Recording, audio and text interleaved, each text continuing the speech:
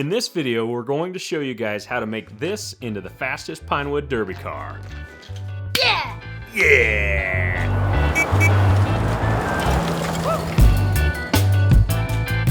KJ and I set out to make the fastest Pinewood Derby car. We started out with Bondo here as this little green car, and this thing ended up actually taking first place in the very first year that we did it. This one's named Black Knight, and it took second place last year. Second fastest car, but actually in the races after, it beat the #1 car, a couple times? Yeah, 2 times. So it's actually one of the fastest cars, and the #1 car this last year that beat KJ's car was actually using the same exact technology that this one's using. So what we're going to do is show you guys the 5 most critical tips to make your car the fastest Pinewood Derby car. Plus, KJ and I are going to show you a few bonus tips that's going to help you on your race day. In your Pinewood Derby kit, you're going to get a few things. Obviously, a block of wood. It's going to come with some basic instructions. It's going to come with your standard wheels and your standard axles. We're going to show you a couple tips to just take these standard axles and these wheels and make them the fastest they can be. And we're also going to show you where you can purchase, in the links below, some already amped up super axles that's going to make the job a little bit easier. We have actually done both. We have done modifications to these nails and made our own polished racing axles, and we've actually purchased racing axles and wheels. All right, so now we're actually going to be testing these Pinewood Derby cars out. What I've done is set up this sweet Pinewood Derby track in the shop here today and built this really basic Pinewood Derby car. This is the kit that you get. Comes with a block of wood, the axles, the wheels. All I've done is give it a basic cut to it to give it an aerodynamic design, nothing too crazy. What we're going to do is step by step, we're going to apply each one of the 5 basic principles that we're going to be testing today. And each time that we do something to the car, we're going to retest it on the track to see how much it helps. So I'm kind of excited to see what's going to be the best things to make this car faster. And we're going to compare it to our #1 car.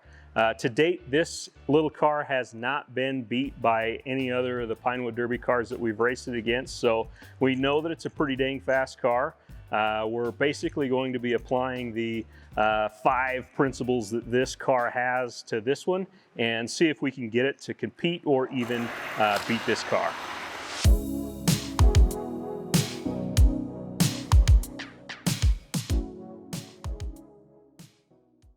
First off, the most important principle is definitely going to be to make your Pinewood Derby car to ride on 3 wheels. By raising one of the front wheels off the track, it doesn't need to turn, which will actually lower the amount of friction to the axles by 25%, helping you maximize the available energy of your car. To get our Pinewood Derby car to ride on 3 wheels, what we're going to use is this little axle aligner. I'll put a link in the description of the video so you guys can see where to purchase this axle aligner. It will allow you to drill your holes without having a drill press. And it also gives you a specific degree of the axles that's better for racing as well. And then it comes with a drill bit, so it has the perfect size for the axles, which is nice because it's actually really hard to find the correct size. So that's another bonus to this aligner, is it comes with a specific drill bit. Before I made this car ride on 3 wheels, I tried it down this same blue track 4 times, and it averaged out to get 3.25 seconds. Now it's getting close to 3 seconds. It's definitely, at least on average, taken over 1/10 of a second off just by putting this car onto 3 wheels. Actually got 2.98, so it's under 3 seconds. All right, so we very well could have taken just over 2/10 of a second just by making this car ride on 3 wheels. Make sure as you're going through and seeing these amazing tips that you give us a like and subscribe to our channel so that we can help you guys make your car the fastest. The second most important step is to make sure that your car weighs the maximum amount that your Pinewood Derby race allows, which is usually 5 ounces, and where you place the weight in relation to the back of the car or the front of the car. We're going to show you guys exactly where to place the weight so that your car is going to be the fastest. Because your Pinewood Derby kit doesn't come with any weights, you'll need to pick some up. We recommend the tungsten weights because they're small and heavy. However, fishing weights also work great. Science tells us that the further back you place the weight, the more potential energy you'll have, because your center of mass is higher upon the track, and placing the weights exactly 1 inch forward of your rear axle line will give your car the most energy and a perfect balance. By making this car weigh in at the maximum 5 ounces allowed, increase the car's speed at least another 1/10 of a second, and it's now averaging right close to 3 seconds. The third most important principle is actually going to go into your axle design. We're going to show you some tips to angle them and also polish them so that you can get the maximum speed from your Pinewood Derby car. To lower the friction on your axles, you need to remove the ridges, burrs, and smooth out the area of the axle the wheels ride on. To do this, use a drill or a drill press and an ultra-fine grit sandpaper until your wheels spin super smoothly. After you've polished your axles, it's time to properly align them. The rear wheels need to have a 0.25 negative camber. You can do this by slightly bending the axle shafts up or use the axle aligner to drill the holes for a negative camber. On the front wheel that touches the track, it needs to also have a negative camber so that it'll push the car slightly to one side. This is a term called rail riding. Rail riding is a super important concept that will keep your car from bouncing left and right and keep it shooting straight down the track. After I polished and aligned the axles, it took another almost 3/10 of a second off and actually made the biggest change to the car's speed. Also, KJ and I are doing this awesome giveaway. We'll be giving away this super fast kit to help your car be the fastest. It will include an axle aligner, polished axles, lathe speed wheels, and a tube of Pro Graphite. The winning kit will be linked below. All you have to do to enter is like this video and comment what you liked about the video or a tip on how to make a fast Pinewood Derby car that we didn't already mention. For every 1,000 likes this video gets, we will randomly pick someone in the comments to win. The fourth principle is going to show you guys how to lower the friction of your wheels and axles with some additional products that you can buy. We have tested all types of products you can buy online with building our different Pinewood Derby cars and wasted some money, but we're going to show you guys some of the products that you have to buy to make your car the fastest. Really, the only product that you have to buy is dry powdered graphite. Graphite helps lower the friction of your wheels and axles, maximizing your car's energy. Check out how much longer the wheel spins on the axle with just a little bit of graphite added to the wheel hub. Make sure you check out the links below for the best graphite to use.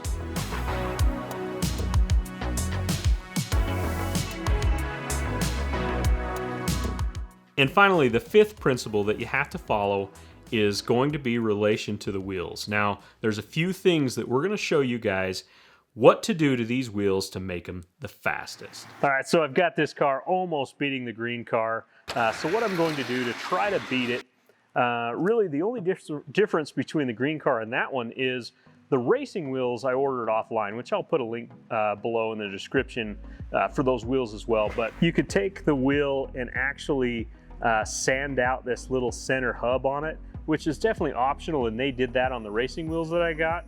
That's going to be really, really hard to do without some special tools. I did notice online there is a drill bit, which I don't have, that you can stick down in there that will actually sand that little second hub out of the wheel. And really, that's the only difference between this car and that one, for the most part, other than the fancy paint job. So what I'm going to do is coat these wheels with graphite. I'm going to do that to all four of them, and also do that to the axles. Now that I've got them back out of the car, I'm going to coat the axles with this graphite here as well, and just see if that makes a difference. So what I'm doing is I'm just pushing all the graphite into the little pores of the plastic. All right, so I'm just about ready to put these two to the final race here. I have these back wheels just angled up just a little bit. That axle aligner allowed me to angle the rear wheels up like that. And then so that the car will rail ride, I have this front wheel just leaned a little bit this way. So that's got it aligned just right.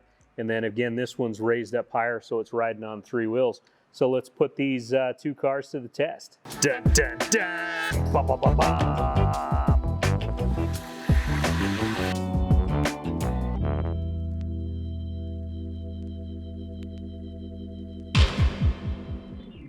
Okay, so that was a super close race. I think it's mostly the shaved hubs that make the difference between these 2 cars. Let's review how much of a difference each principle made. Our basic car's time before any modifications was done was 3.253 seconds. By aligning and polishing the axles, it made the largest difference and brought it down to 2.8 seconds. Making the car ride on 3 wheels brought it down to 2.66. By adding weight, it brought it to 2.57 seconds. Coating the wheels with graphite and giving them a light sanding brought it down to 2.5 seconds. And just squirting a little bit of graphite to the hub area brought it to 2.48 seconds, giving this car almost a 1-second drop overall, which does not seem like much, but can make the difference between winning or not. To help out on your race day, we have come up with a few tips. First is to leave a hole in the back of the car that you can add some tungsten putty weight to. Because your scale at home might not match the one on race day, it's a good idea to make your car weigh about 4.9 ounces. Then on the race day, add a little weight to your car with the putty.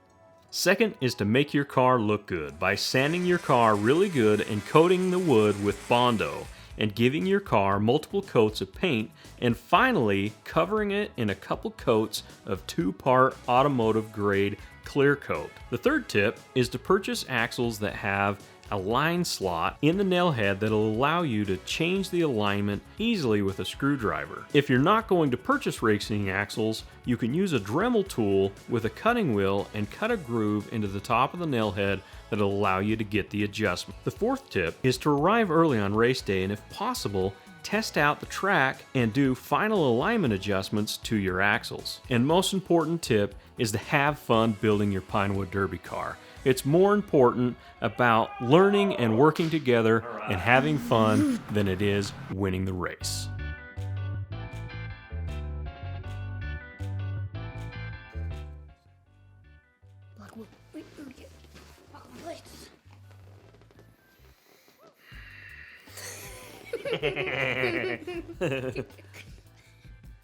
Now let's take this block of wood and make it the fastest Pinewood Derby car you've ever seen.